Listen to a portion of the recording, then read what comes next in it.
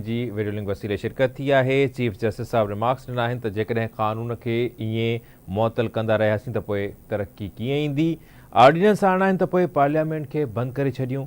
Chief justice साहब चवनि था जेकॾहिं मूंखे को कानून पसंदि न अचे त उनखे मुअतल करे छॾणु दयानतदारी न हूंदी।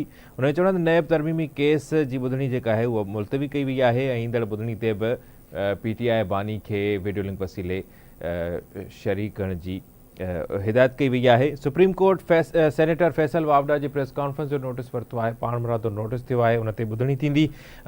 Senator Faisal Vawda ji press conference में जेका जजिस ते तनक़ीद कई वई है उन जे हवाले सां बि ॻाल्हि ॿोल थींदी।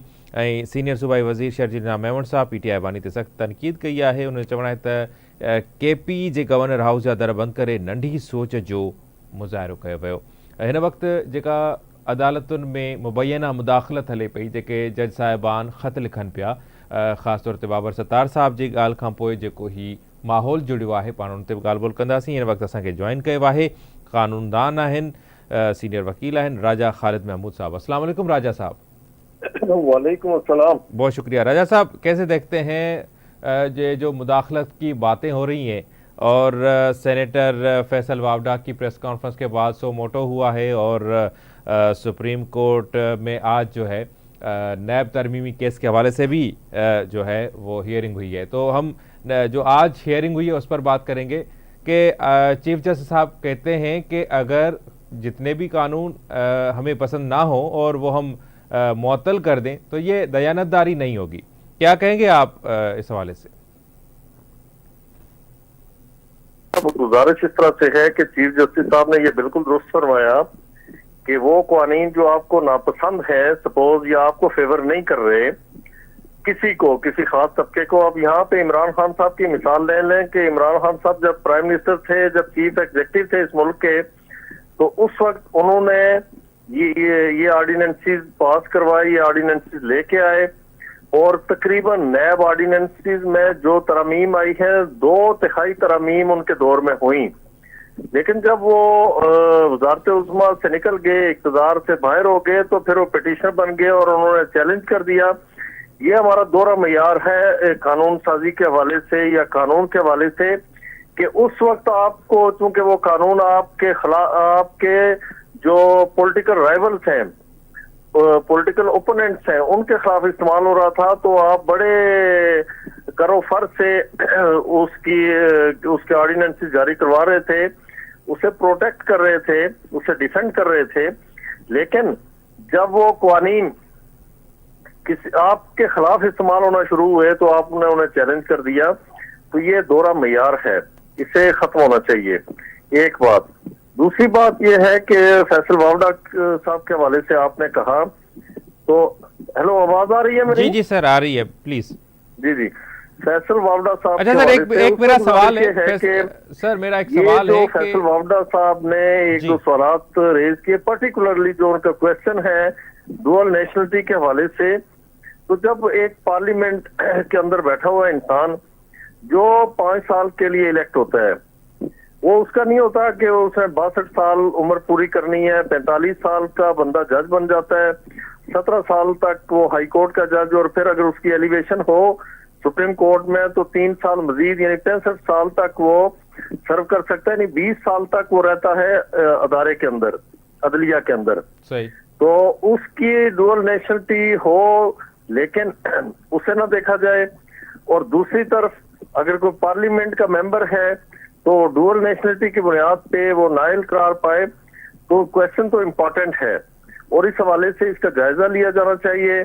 जो हमारे जजेस हज़रात पाकिस्तान की वफादारी का भी ओथ लेते हैं, नजरिया पाकिस्तान की वफादारी का भी ओथ लेते हैं और किसी और मुल्क की वफादारी का भी ओथ लेते हैं, जजेस हज़रात हैं जो भी शहरी है, तो फिर उन्हें सोचना होगा कि अगर वो सर्व पाकिस्तान को करना चाहते हैं तो फिर एक नेशनलिटी जो फॉरेन नेशनलिटी है वो उन्हें छोड़नी होगी।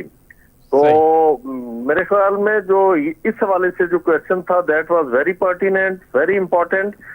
रही बात इल्जामात की हद तक, राजा साहब मेरी आवाज आ रही है? इस तरह की बातें कोई इससे पहले पीटीआई के लोग जजेस के हवाले से क्या क्या नहीं कहते रहे और अब भी क्या क्या नहीं कहते। सही। राजा साहब, मेरी आवाज आ रही है आपको? जी जी जी। राजा साहब, गुज़िश्ता दिन जो है पीटीआई बानी की जमानत मंजूर कर ली गई 190 मिलियन पाउंड्स जो केस था उसमें, तो उस पर गवर्नर सिंध ने भी प्रेस कॉन्फ्रेंस की और उन्होंने यही कहा कि ऐसे फैसले ना दिए जाए कि हम 10 साल के बाद फिर कहें कि ये हमने क्या कर लिया। और भुट्टो केस का भी उन्होंने जो है वो एग्जाम्पल दिया। तो दीगर सियासी रहनुमा भी यही बात कर रहे हैं कि हमें तो 4-4 महीने 6-6 महीने में तारीख नहीं मिलती और जो लाडले हैं उनके फैसले जल्दी हो रहे हैं। तो क्या अब भी वो लाडले हैं?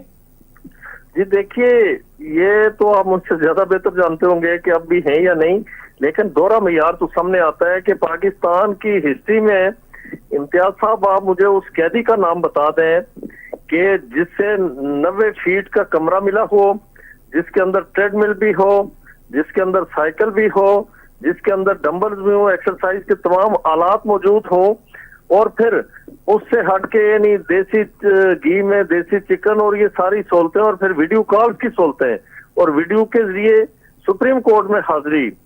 तो ये किसी और को, मियां नवाज शरीफ का आप देख लेना, उन्होंने खुद कहा कि मैं डीएसपी के पास बैठ के उसे बार बार रिक्वेस्ट करता रहा और 1 घंटे तक मैं उसे रिक्वेस्ट करता रहा कि इंग्लैंड में मेरे बच्चों से मेरी बात करवा दें, चूंकि मेरी वाइफ की कंडीशन ठीक नहीं, तो मुझे वो खैरियत बता दें।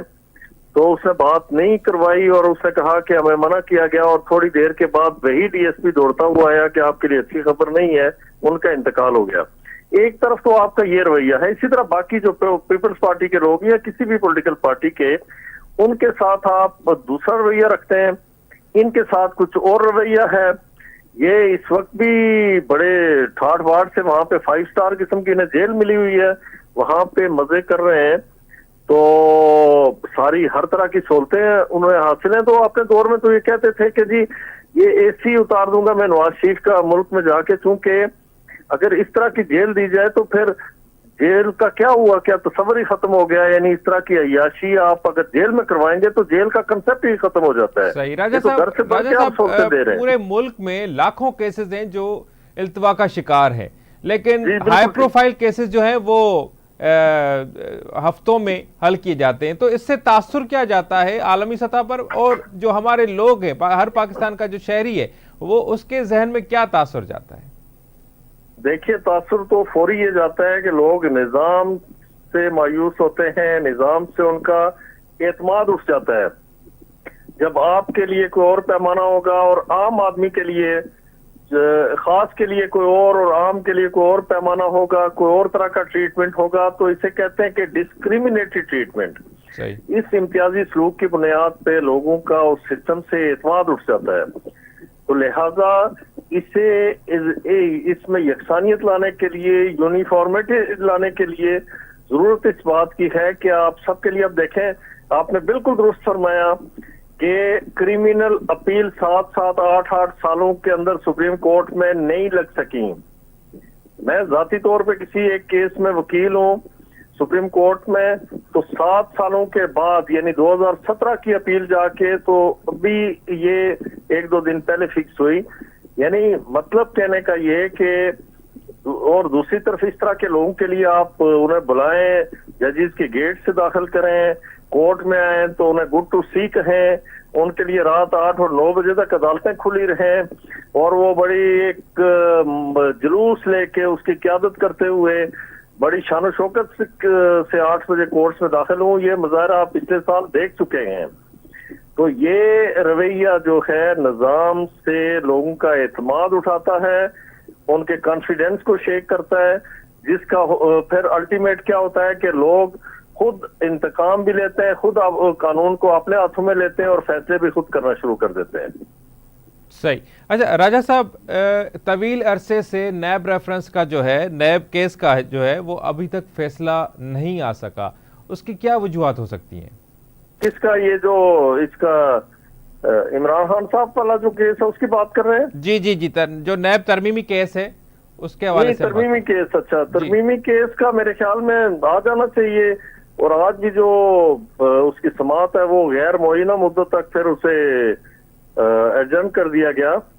तो एक तो मैं समझता हूँ कि यानी इस तरह के जो सियासी केसेस हैं और बिला वजह के केसेस। सही। राजा साहब शॉर्ट ब्रेक का वक्त हुआ है, हमारे साथ रहिएगा।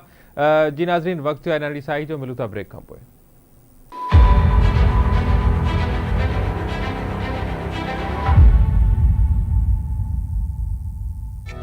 रुपॉन सुप्रीम डस्ट चाह इहाइता आहे पंहिंजाइप।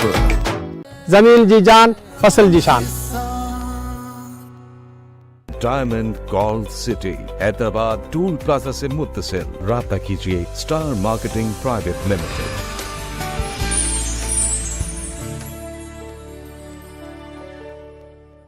कराची के अवाम के लिए हुकूमत सिंध का एक और शानदार इकदाम, ऑरेंज लाइन का ग्रीन लाइन के साथ इंजमाम। औरंगी टाउन से बोर्ड ऑफिस तक चलने वाली ऑरेंज लाइन बस सर्विस का रूट बढ़ा दिया गया है। अवाम की सहूलत के लिए ऑरेंज लाइन अब बोर्ड ऑफिस स्टेशन के पेडिस्ट्रियन पुल और KDH औरंगी से होती हुई दूसरी side green line board office station से होकर वापस औरंगी जाएगी। बोर्ड ऑफिस पेडिस्ट्रियन पुल से दूसरी side green line board office station तक सफर की सहूलत, जिससे मुसाफिर ज्यादा से ज्यादा BRT सर्विस से मुस्तफीद हो सकेंगे। खिदमत में सबसे आगे महकमा ट्रांसपोर्ट हुकूमत सिंध। रुपॉन सुप्रीम डस्ट चाह इहाइता आहे पंहिंजाइप। जमीन जी जान फसल जी शान। Diamond gold city Hyderabad toll plaza से मुत्तसिल। राब्ता कीजिए स्टार मार्केटिंग प्राइवेट लिमिटेड।